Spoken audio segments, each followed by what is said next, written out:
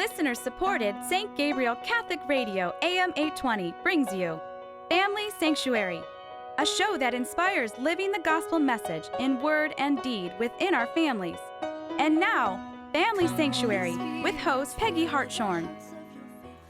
Welcome to Family Sanctuary, focusing on life-giving relationships and the family.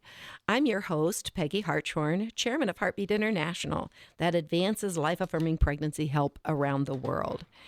And we're focusing now at Family Sanctuary on a series of programs on issues surrounding the dignity of the person, especially on abortion. With the fall of Roe v. Wade last year, abortion is again front and center, and there are efforts in almost every state, including ours, to make abortion a right in our state constitution. So now's the time to understand the truth about abortion, the science, and also what our church teaches, because there's so many lies that you will be hearing, and you probably have already heard in the media, online, and even perhaps from family and friends. So now is the time to learn and share the truth in love for the sake of the mothers and the babies. So today our program is on the question, is abortion really safer than childbirth? And this is something that I've heard, having been involved in the pro-life movement since 1973. This lie, let me tell you right ahead, right up front, it is a lie. Is abortion safer than childbirth? The answer is not. Yes, abortion is safer. The answer is no. Abortion is not at all safer than childbirth. So, but it's difficult, I think, for us to find even the evidence, the science, the arguments, and understand how the other side is even able to make that statement. So our guest today, I'm so happy to welcome our guest, who's truly an expert in this field, Dr. Brent Boles. Welcome, Dr. Boles. Thank you. It's good to be with you. Thank you again for being with us. And just to let our listeners know that we're going to have a series of programs with Dr. Boles. And one already in our podcasts is a program on how safe is abortion. We're going to be pursuing that in additional programs. And that's related to our topic today. Now, Dr. Boles is a practicing obstetrician and gynecologist. He has been for over 25 years. He's board certified, and in addition to private practice, he also holds academic appointments at 2 medical colleges.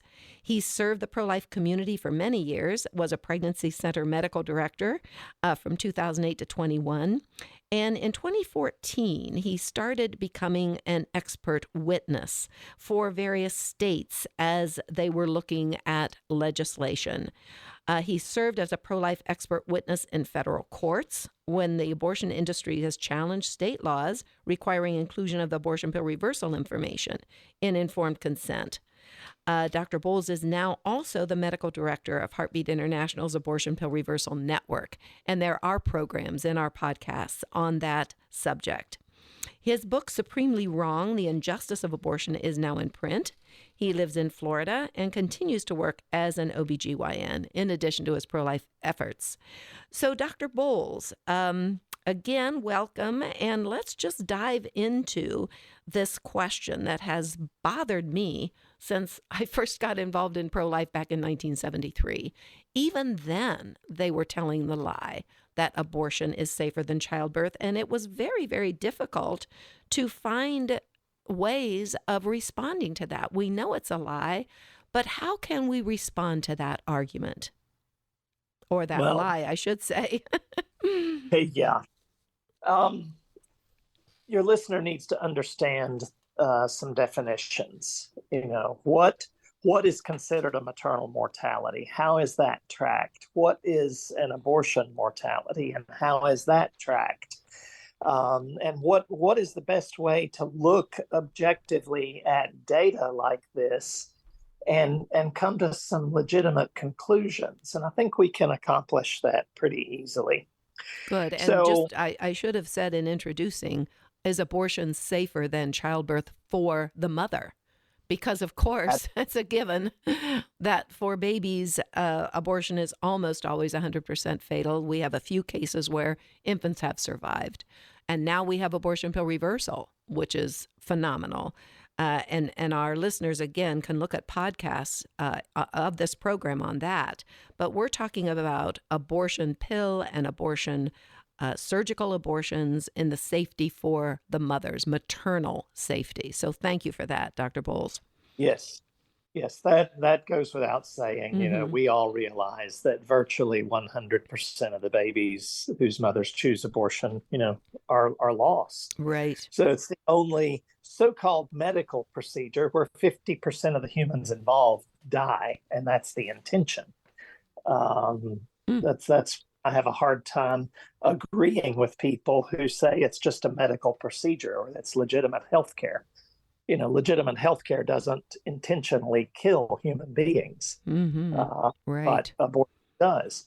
So, abortion or maternal mortality is an important statistic. We need to understand, what happens. Why do some women die during pregnancy or soon thereafter? And, what things can we do to reduce the risk of that devastating occurrence? So the CDC tracks the deaths of pregnant women, and they require reporting from all 50 states. So they do this by analyzing death certificates, and they do it by analyzing reports that are submitted to the CDC from the states.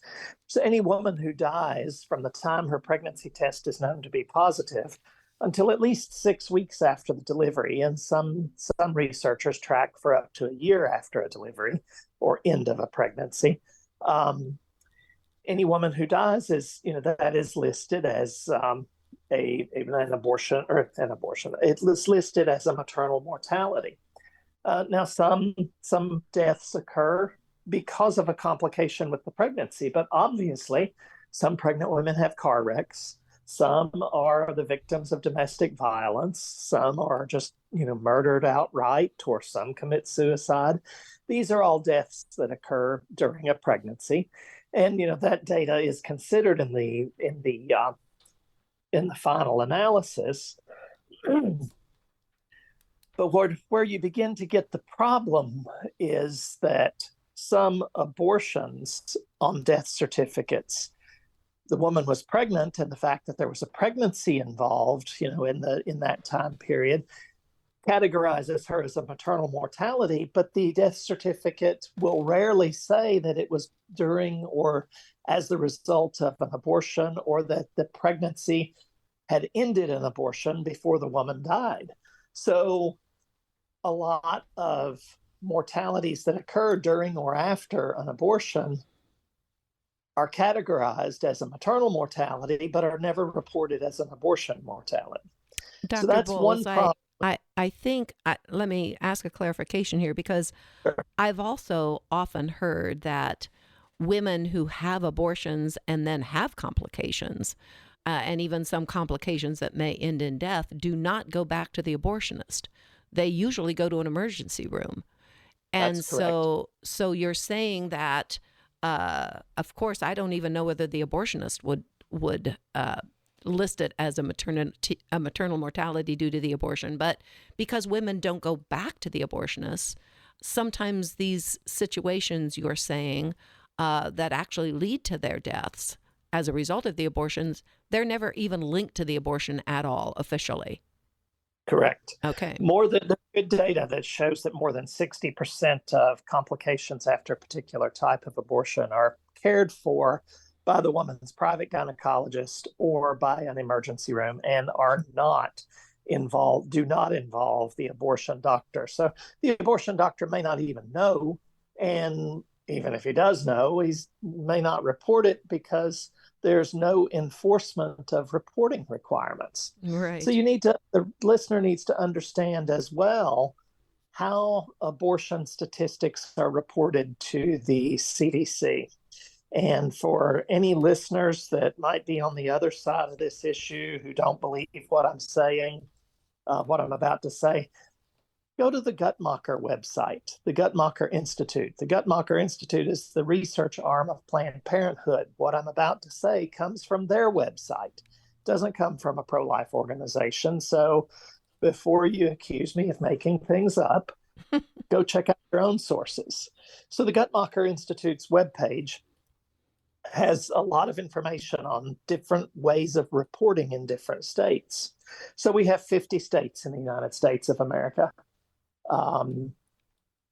Of those, 4 states report no abortion statistics of any kind to the CDC.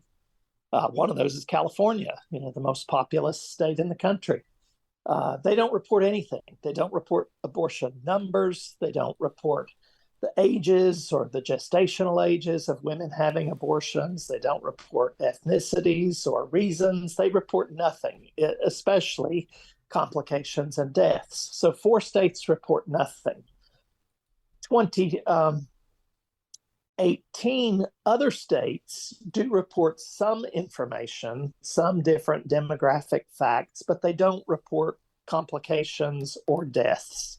So a total of 22 out of 50 states report nothing about complications or deaths to the CDC. Wow. Of the 28 how can they do that, Dr. Boles? The CDC doesn't require it, apparently. Its compliance is just voluntary, right? Yes, compliant. Well, you have to get Congress to agree to force mandatory reporting. And of course, Congress has always opposed anything effective about abortion. Mm-hmm. So you'll never, it's highly unlikely that we'll ever have a federal requirement that this be treated. The abortion industry desperately wants to be thought of as legitimate health care, but you're never going to have a requirement on a federal level that it actually be treated like the rest of legitimate health care. So anyway, Thank you. So 22 states report nothing. The 28 states that do report complications and deaths voluntarily or have requirements on the state level that those numbers be reported, they have no enforcement mechanism.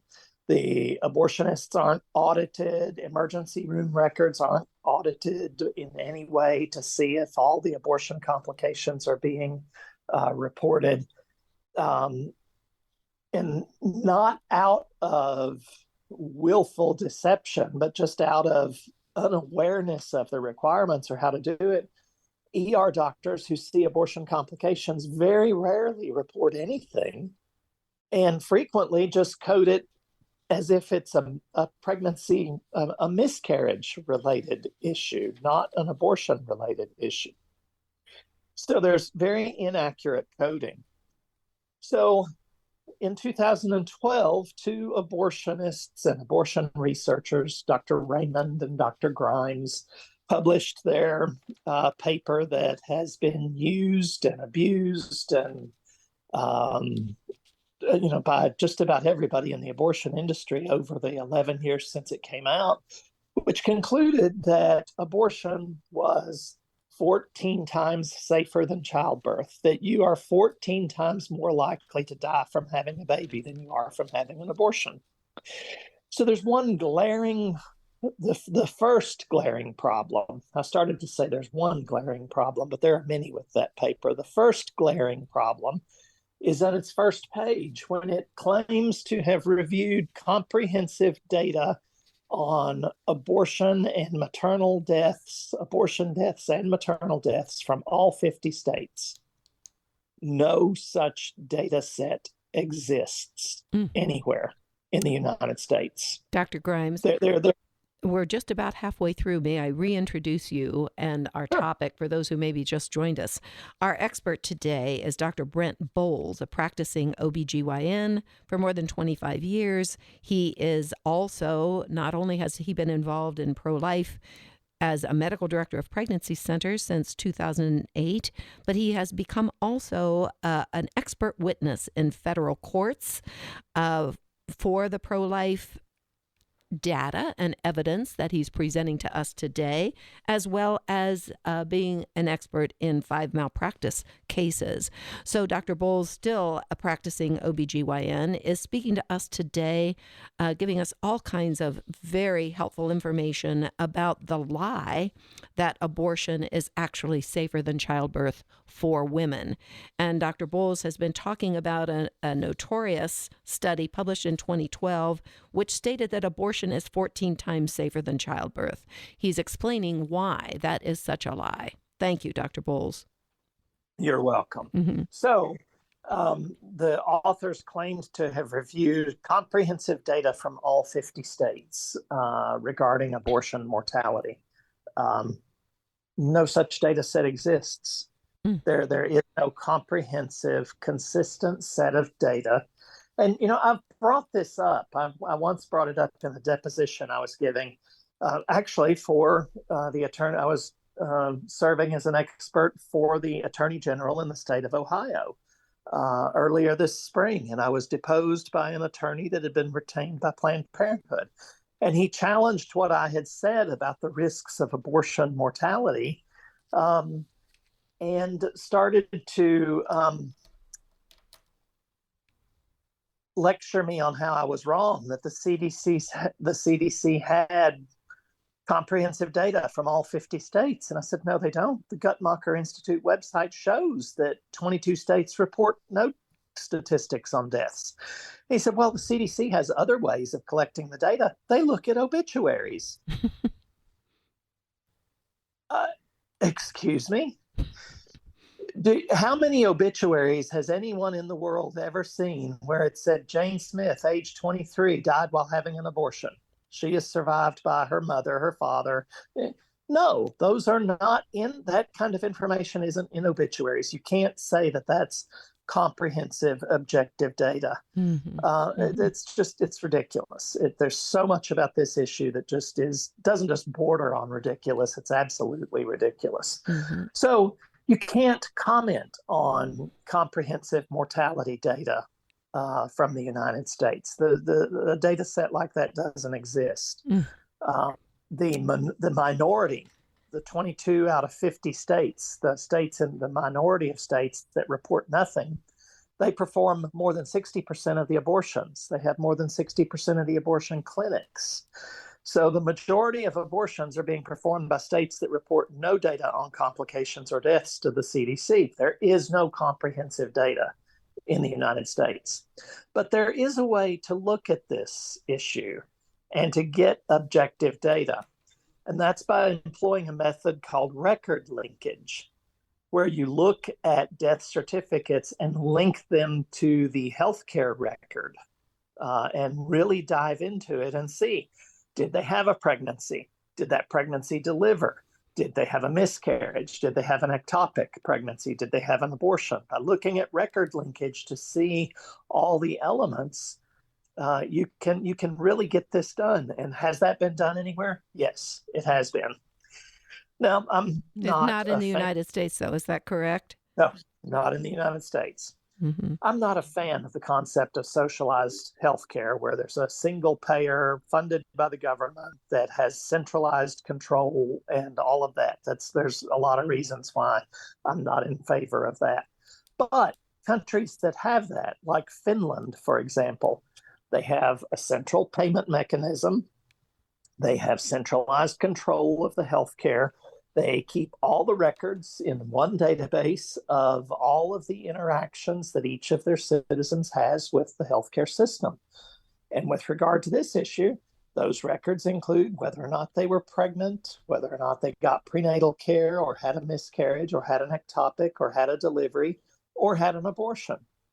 So a researcher in Finland has done a number of different papers looking at many aspects of this issue. And one of her papers compared the risk of death following an abortion to the risk of death following a delivery. So per 100,000 deliveries, the risk of death, the 28 women out of 100,000 would die after a delivery. 83 women out of 100,000 would die after an abortion.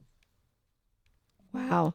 28 women in this Finland study would die as a result 28. of giving birth. Out of 100,000 women giving birth, 28 would die, but 83 women would die following an abortion of the 100,000.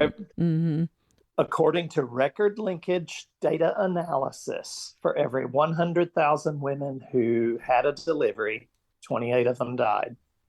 For every 100,000 women who had an abortion, 83 of them died. Mm. Mm. So that is the best objective data in the world that looks at the actual comparison of how likely are you to die if you have a baby and how likely are you to die if you have an abortion. Mm-hmm. Now, there will be those who say, oh, well, some of those deaths in Finland were from suicide that the women committed after the abortion. And that's not an abortion-related cause. I disagree. In order to ignore the mortality data, you also have to ignore the mental health data, that women are far more likely to commit suicide after an abortion than they are if they've never had an abortion. Mm-hmm. And we will be doing another program on the emotional complications of abortion, and we can go into that in more depth. We absolutely Mm-hmm. will. Mm-hmm. So there's record linkage data is the best way to look at this type of question. There is a data set in the world that exists that has done that, and it completely contradicts the two supposed results are so vastly different. There's just no middle ground. Mm-hmm. To say that a delivery is 14 times more likely to kill you than an abortion, but then to have another data set that says no, the abortion's 4 times more likely to kill you than the delivery. There's no middle ground here. One is right and one is wrong. And I know which one I believe is right. Sure. And I'm not saying that because I'm pro-life. I'm saying that because I've looked at the data. And Dr. Boles, one organization we haven't mentioned yet on this program is the American Association of Pro-Life OBGYNs, APLOG, which actually was a breakoff group from the bigger association of OBGYNs, that because they wouldn't allow any difference of opinion within their professional organization. So APLOG was formed. They have a wonderful website and resource page. Is this study that do they have a paper that also gives details like you have provided here about why we can't believe this statement that abortion is 14 times safer than childbirth? Is this something we can find on the APLOG page? Yes, Mm-hmm. Go to aaplog.org, and at the top of the page, click on the resources tab. Near the top of that drop-down menu, you'll see committee opinions and you'll see bulletins. Check those libraries out. All of those documents are available, public access at no charge to anybody that wants them. And you'll find the data that I'm talking about. Wonderful. And I know that you also recommend a book that I've ordered from Amazon that's excellent also in summarizing the kinds of research that the other side wants to keep us from. And that book is called Complications: Abortion's Impact on Women. And it is available. Mm-hmm. Yeah. I have a copy of that as well. I used that as a significant resource in preparing the talks that I gave last week at the Heartbeat Conference. It's a thorough, objective analysis of many of the aspects of abortion and its effects on women and society around the world. And Dr. Boles, we only have about 3 more minutes in the program, unfortunately, but I remember you saying also that although, of course, the other side is promoting abortion up to the time of birth of the baby. It's terrible. That's part of what they want to do in the state of Ohio, too, with making it an unrestricted right. Abortions in later trimesters of pregnancy, later months of pregnancy, the risk of death really goes up as the weeks of the pregnancy proceed, correct? Yes. So here's what your listener needs to understand. There was an article published in the American Journal of Obstetrics and Gynecology, which is a pro-abortion journal, a peer-reviewed article published in that journal in 2004 that says for every week of pregnancy past 8 weeks, each additional week to have an abortion at each additional week gestational age, the risk of dying from that abortion goes up by 38%. Wow. So if you have an abortion 9 weeks, you're 38% more likely to die from a complication than at 8 weeks. 10 Dr. weeks. Boles, unfortunately, we're going to have to conclude because we are out of time. Every time we talk to you, we could go on and on. The information you're providing is just crucial. So thank you so much for being our guest. And please look in Family Sanctuary Archives podcast at stgabrielradio.com and find other programs on the topic. Search the topic of abortion. You will find Dr. Boles' presentations, and we're going to have more from Dr. Boles in the future. So thank you so much, Dr. Boles, for being our guest. This is the Family Sanctuary. I'm your host, Peggy Hartshorn, and we're broadcast every Saturday at 4 o'clock and Sundays at 2. So join us again to strengthen our families and make them sanctuaries of life as God intends. Family Sanctuary is a production of listener-supported St. Gabriel Catholic Radio, AM 820. Archives of Family Sanctuary with Peggy Hartshorn are available at stgabrielradio.com.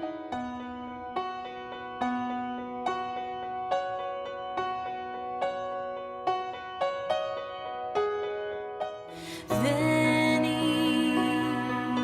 Sancte